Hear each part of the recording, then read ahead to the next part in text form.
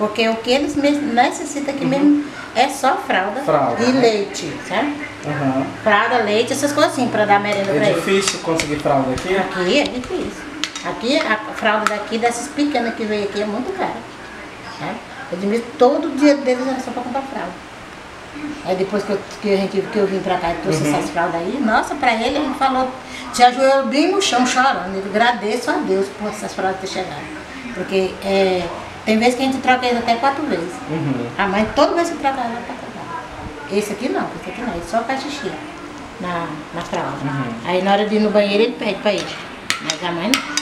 A mãe ela faz o tempo todo na roupa. Tudo dela é na roupa. Então, leite e fralda aqui é o que mais necessita. E sabão, sabe? Porque sabão gasta muito. Eu lavo todo dia. Eu bato todo dia, eu lavo a roupa dele todo dia, sabe? Sabão em pó. Sabão em pó.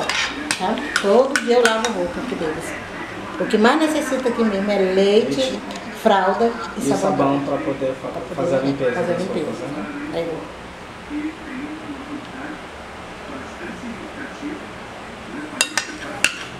Porque tudo é caro em todo lugar, né? Tudo é caro. Né? Com a crise, né? Nossa, mãe, tem as coisas que tá... Bora ver, minha velha, se a gente já come aqui,